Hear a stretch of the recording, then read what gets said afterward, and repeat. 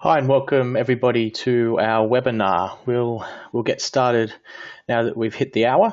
Today's webinar is on Office 365 Australia. So Microsoft is now going to be hosting Office 365 in Australia. My name's Ross from RNG Technologies, and we have Gordon Tan, Managing Director at RNG, here to give us all a bit of an update of what this means for organisations and businesses across Australia, and some of the the updates and features that are going to come along with it. On that note, I'll pass it over to Gordon. Just one note also is we'll do the questions and answers at the end. So if you want to ask a question, you can type it in the chat pane and we'll get to them at the end. Okay, over to you, Gordon. Thanks, Ross. Good morning, everyone. How are we today? My name's Gordon Tan, and I'm the Managing Director of RNG, as Ross mentioned. We're putting together a 15-minute debrief. It's going to be very short, as per usual, just around Office 365 and the fact that it will be hosted locally in Australia. I hope we can give you a little bit of insight into how you can take advantage of that and also what the benefits will mean for you. So to start off the agenda, what we're going to be talking about first is why it's a big deal that Office 365 is going to be coming here.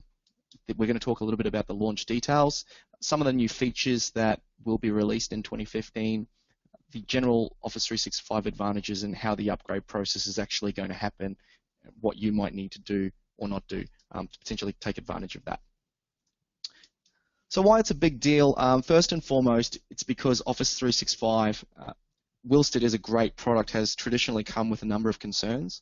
First and foremost is the data sovereignty issue. So the data had previously been stored in Singapore and therefore it was subject to Singapore law and Singapore jurisdiction. That has prevented a number of organizations from taking up Office 365, primarily in the not-for-profit sector as well as in financial services and other sectors where there is that requirement to have the data stored locally.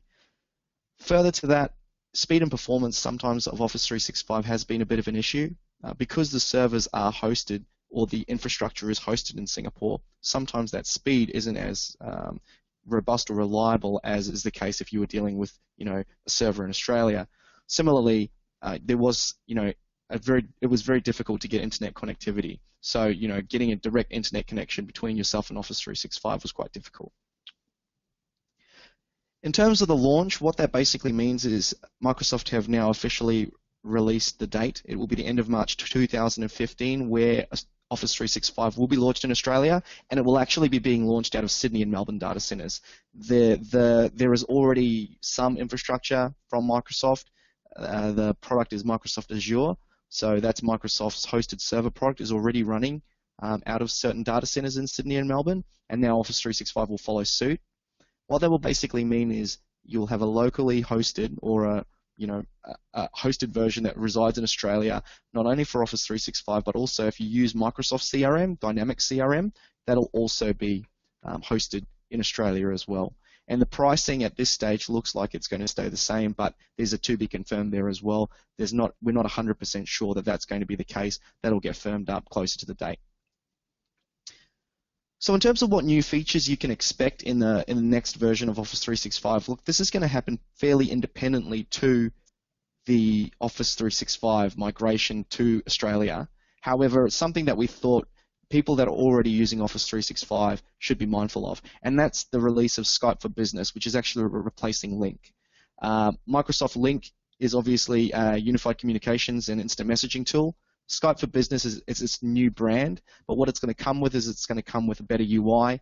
It's going to come with more mobile options, so for different devices, as well as that, it's going to allow you the ability to call any user that currently uses Skype directly from your Lync and also video conference them. So there's some great new features that are going to be coming to or to Skype for Business, as well as Office 365.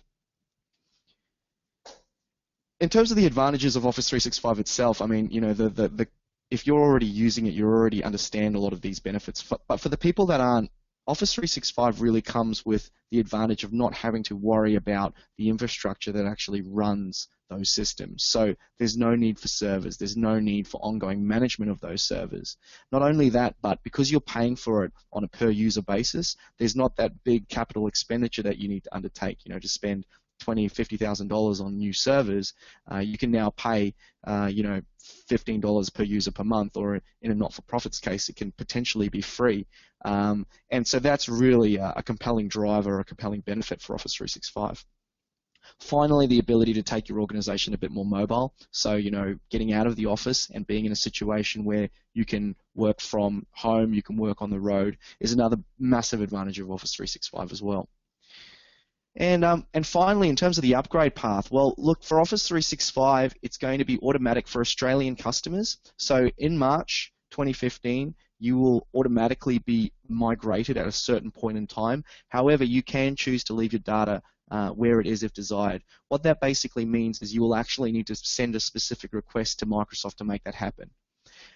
If you're using Microsoft CRM, which is there's a lot of organizations that are using both, Microsoft CRM is going to stay in Singapore.